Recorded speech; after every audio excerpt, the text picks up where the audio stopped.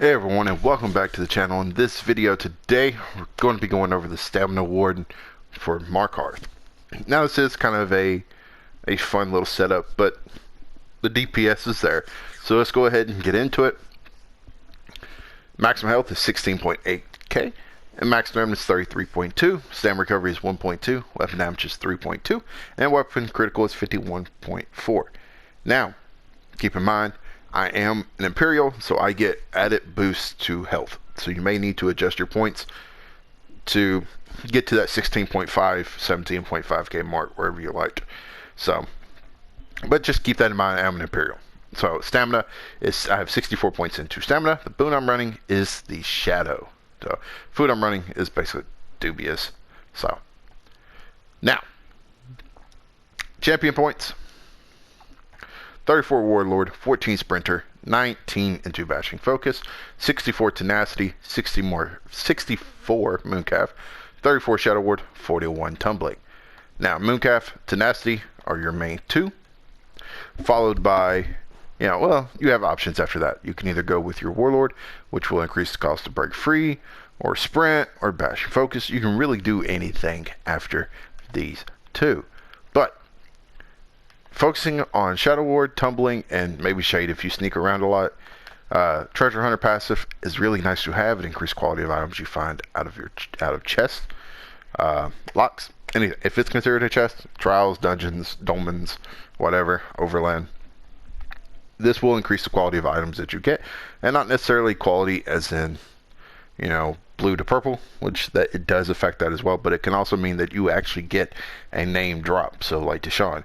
You hit a simple chest due to treasure. If you have Treasure Hunter passive, you have a better chance of getting something out of a simple that would be Plague Doctor or Mother Sorrow than you would not. You're more likely to get a Ribidite, Mace, Ancestor, Silk Hat, or whatever it is. But with Treasure Hunter, you have that better chance of getting that name dropped. So just keep that in mind when you decide to do what you want. But you really can't go wrong after Mooncalf and Tenacity. So, Red Tree. We have 40 in the Ironclad, 35 medium armor focus, 35 spell shield, 64 hardy, 64 elemental defender, and 32 quick recovery. Now, here, the hardy elemental defender would be the first two, followed by Ironclad. Once I got Ironclad to 28, you can then focus on medium armor focus, spell shield, or your quick recovery, or you can just go ahead and take Ironclad to 40. Now, keep in mind, I want to point this out, that these are just random 4-man content dungeons. And when it comes to, if you're doing trials and things like that, the team that you're running with, if they have a Discord, or you should be able to find this somewhere. Someone has it somewhere out there. I think you could probably find it at Outcast. Will give you the setup to change your red tree for that specific trial, because each one, CP points, the red tree needs to be set up a different way than just basic stuff. So, but this is a kind of just a generic basic thing that I use for most of my runs. So, nothing here. 25 physical weapon expert, 51 master at arms, 48 thermometry, 61 precise strike, 21 piercing, and 64 mighty. Precise strike, mighty is your main two, followed by thermometry and master at arms. Honestly, I would go with master at arms over thermometry because we only have one dot. I'm pretty sure. One or two. I think we have poison injection as one. So, I don't know if your scarab counts as a dot or not, but I think it's master at arms. So I would go master at arms, then thermometry, and then you can go piercing and physical weapon expert. So, that's just me personally. So, now, sets. The first set, Unfallible Darkness. Now, what I was wanting to do with the setups is that I was wanting to go a more nature-y theme, or just a nature, feel the wrath, I don't know. Doesn't make any sense. But I wanted to kind of have some fun with a setup. Wardens are getting a lot more playtime, and I just kind of wanted to have fun. I didn't want to run the same stuff that I normally have been running on all the other tunes, so this is what I went with. So, I'm running a Nern Dagger with a poison enchant, a precise axe with an absorb stamina enchant. And then this is my front bar, And then I have it in jewelry, robust, weapon damage. Of course, if this was bloodthirsty or infused, the damage would be better, but I'm just rocking robust. You know, you can do whatever. Now, this comes from Clockwork City. Yes, Clockwork City. And what it does is it gives us weapon critical, physical penetration, weapon damage, and when you deal damage, you call a murder of crows around you for 12 seconds. Every 3 seconds, a crow will be sent to peck the closest enemy within 12 meters of you, dealing 8k physical damage. The effect can occur once every 15 seconds. So you're going to fire off 4 birds. So it's pretty cool. It's definitely naturey, especially seeing how we have the bear and everything. But there they go. There's the crow, and they just fire off. It's really cool to see. So let me get rid of Yogi there. So, I didn't mean to hit the swarm. So either way, this is a really cool set. I'm enjoying it with just the whole vibe. Backbar, Maelstrom Bow, infused weapon damage enchant. It comes from Maelstrom Arena. You can get it through normal. Get in there and get it. It's very easy. Increase the damage volley deals by 430 each tick. Spawn increases by 143 every time volley ticks, up to a maximum of 8 times. So, now the monster set we're running is Veldreth. I'm running a medium helmet and pin. You do want divines, but I'm just rocking in pin. I haven't transmuted it yet or recreated it, and then medium divine shoulders with max stamina as well. So now what this does, it gives us weapon damage, and when you deal damage, you have a 20% chance to spawn 3 disease spores in front of you after 1 second. That deals 14.2k disease damage to the first enemy they hit. This effect can occur once every 8 seconds. Now you can go with Stormfist as well. This creates this does some shock damage, and you see a hand come up out of the earth. If you still want to go more earthy, or Celine's, which comes from Celine's Web, which will summon the primal bear spirit. But I figured I already have a bear. I'm not really worried about the Stormfist set. I want the weapon damage, and I want it just to kind of the disease spores. Yeah, I've already got this big thing coming up out of the earth, as you saw when I was demonstrating the crows, and that comes from Pillar of the Nirn. This comes, I'm running it all in the body, all divines. This comes from Falkreath Hold, and what this does, it gives us max stam weapon critical weapon damage, and when you deal damage, you create a fissure underneath the enemy after 1 second, dealing 6.2k physical damage to all enemies within 2.5 meters and causing them to bleed for an additional 31.1k physical damage over 10 seconds. This effect can occur once every 10 seconds. It is ridiculous. So we have a bear attacking with us. We have swarms. We have all kinds of stuff. So, and as you can see, this big thing there, that is Pillar of the Nirn. It is a huge dot. And then our birds shooting out as well. It is really nice to see. So, skills. Rapid Strikes is our main spammable. I've been using it for a minute. I was originally using Cutting Dive because I wanted to summon the bird, but since Markarth, it's really hard to light attack weave with this set. It's really hard to cast any ability until it lands. Maybe they've fixed it by now. I'm not sure, but I've kind of gotten used to the Rapid Strikes, so I'm just kind of sticking with the Rapid Strikes right now. So, but if you want to use the bird, by all means, go for it. I mean, I just kind of had trouble weaving with it. So, but Rapid Strikes, flood an enemy with steel battering them with 5 consecutive attacks that each deal 3.3k physical damage, 1.3k physical damage. Each hit increases the damage of subsequent hit by 3%. The final hit deals 300% more damage. Subterranean Assault. Stir a group of shock that attack after 3 seconds, dealing 13.2k poison damage to enemies in front of you. After shock complete their attack, they burrow again for 3 seconds and resurface again, doing 13.2k poison damage to enemies in front of you again. This is nice. It used to be every 3 seconds you had to recast this, and now you're going to be able to you only have to recast this every 6 seconds. It's really nice. So, Growing Swarm. Swarm of Fetcher Flies to relentlessly attack an enemy, causing them to bleed for 14.7k physical damage over 10 seconds. Fletcher Flies rip through the original enemy's flesh, afflicting them with minor vulnerability for the duration, increasing their damage taken by 5%. Enemies near the carrier take 1.6k physical damage every 2 seconds for the duration. And we have our heal on our front bar. Let loose a battle cry, installing yourself with resolve and healing for 14.9k health over 4 seconds. Then camouflaged hunter. Invoke, while slotted, you gain major savagery, increasing your weapon critical rating by 2.6k. You also gain minor berserk for 3 seconds after you deal critical damage from an enemy's flank, increasing your damage done by 5%. And then we have our Wild Guardian. Rouse a grizzly to fight by your side. Grizzly swipes at an enemy, dealing 3.1k physical damage, and sometimes swipes all enemies in front of it, dealing 12.7k physical damage and stunning them for 2 seconds. Once summoned, you can activate Guardian Savagery for 72 ultimate, causing the grizzly to maul an enemy for 14.4k physical damage, deals 100% more damage to enemies below 25% health. I have seen this thing crit for 34k. You know, they were under 20, I think they were around 17% health. That bears, Yogi is ridiculously strong. So, you want to run this on front bar, because if you only have it on one, let me see, I don't have another ultimate, so let me just throw one on here. Let me just snatch the dual wield here, put it on my bow bar. If you have Yogi, if you only have it on one bar, and then you bar swap to the back bar after he's been summoned, you see him all pretty and stuff, boom, he's gone. So you have to have him double barred in order to keep him around.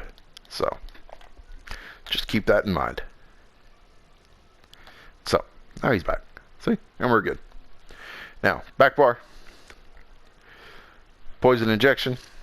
Shoot an arrow coated in bad arrows. Poison at an enemy, dealing 4.1k poison damage, and additional 8.3k poison damage over 10 seconds. Deals up to 95% more damage to enemies under 50% health.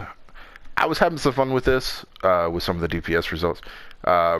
Consuming Trap was better for the rotation. It allowed me to sustain better. The damage is not far off from one another. You know, it's 4.1, and this is 12.5 over 10 seconds. So it's roughly the same amount of damage. But this also allows you to maintain resources better. And this also pulls from the magic pool. So this is stamina. I mean, so it is easier to help maintain resources depending on which one you go with. Either one of them works. You can honestly go with either. If you're having trouble sustaining, I would recommend swapping Poison Injection for Consuming Trap. But that's up to you. So it doesn't change anything, except one, this is stamina, the other one is magicka.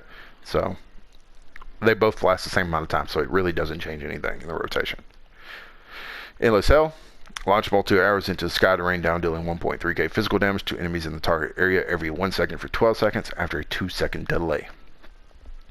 Bullnetch. Call Bullnetch to your side, which restores 4.9k stamina to you over 25 seconds, and grants you major brutality and sorcery, increasing your weapon and spell damage by 20%. Every 5 seconds, the Netch removes 1 negative effect from you. So basically, with that, we don't have to use weapon power pods. We can, most dungeons, we can just use Essence of Stamina, and we will be buffed up. We will get major brutality through that. So, we get away without using it. So, if we buff up here, you'll see our stamina recovery is 1.6, pretty high, and so that's nice. And our weapon damage is 3.7, almost 3.8. So, it works out. It does balance out. So, now, Barb Trap. We have Barb Trap on our back bar here. We're going to set when triggered, the trap deals 4.4k physical damage and additional 16.1 physical damage over 18 seconds, and grants you minor force, increasing your critical damage by 10% for the duration. And then we just had Camouflage Hunter here again on the back bar. And then of course Yogi. Now you can switch. You can put Barb Trap on your front bar and put Resolving Vigor on your back bar if you wanted to. I was having trouble earlier. I might end up swapping this back. Originally, I did have Vigor on my back bar, and I had Barb Trapped on my front bar. But doing dungeons and things like that, I was having a hard time bar swapping. And so, because I do most of my damage from my front bar, wasn't able to bar swap. And there were sometimes I was dying. So, I just went ahead and swapped them out. So that way, I had a heal on my front bar as well. So, but with this exact setup, I know y'all want to. 31.3. It's not too bad. This is just standard, this exact setup. No, I didn't change anything here. With weapon power pots, or with, not weapon power pots, but poison pots. I don't think I even, do I have some? Yeah, I have some on me. This, it will go up to, it shoots up to around 33, around 33k. Using consuming trap also helps us a lot. I did kind of run out of resources a little bit, but doing these videos, I'm getting kicked, so I'm just trying to do it as quickly as possible to get it out. So I'm not doing a whole bunch of different numbers, but you can hit 30k with this little setup.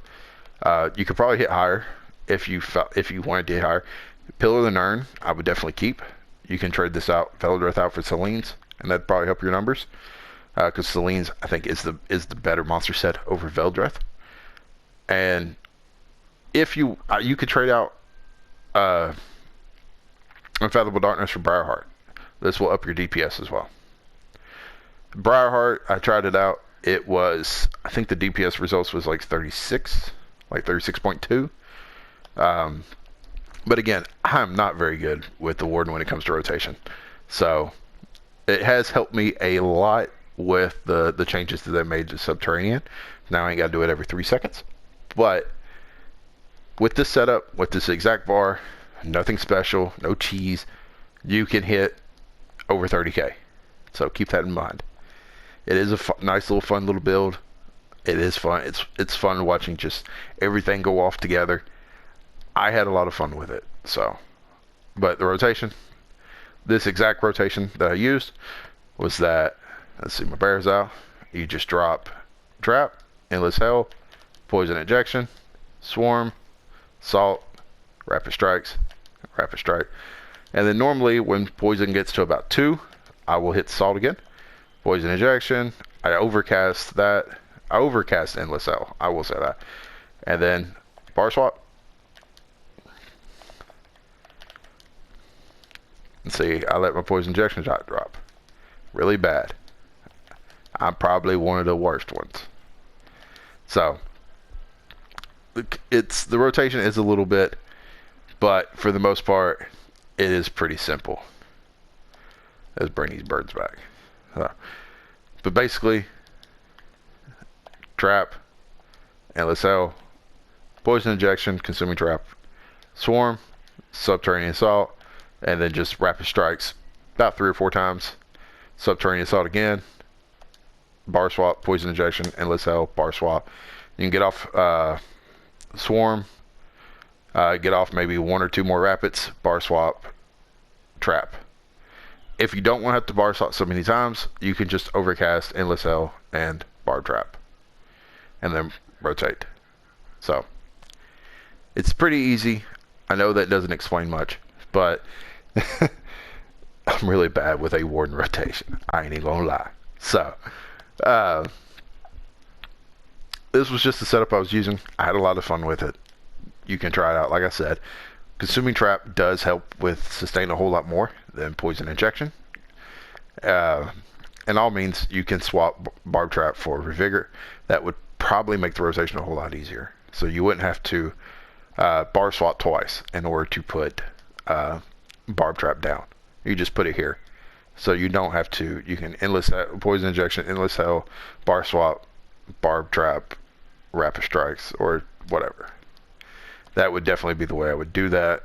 So here, while I'm thinking about it before I forget, as long as I'm not having any issues in dungeons and I can bar swap, this is how my bar is normally set up. If I can't bar swap, I just put Barb Trap on the back bar where Vigor is and put Vigor on the front bar so I make sure I have a heal. Because you can't always trust your randoms to keep you alive. So, let me know how y'all are enjoying Markarth. How many times y'all get kicked daily. I think I've been here for... I'm surprised I ain't been kicked from this video, but the other 2 videos prior to this that I tried to record, I was kicked twice. Each time. Got 10-15 minutes into it. Maybe it's calmed down a little bit. But just let me know how the game's been treating y'all. So, until next time, take care. Enjoy.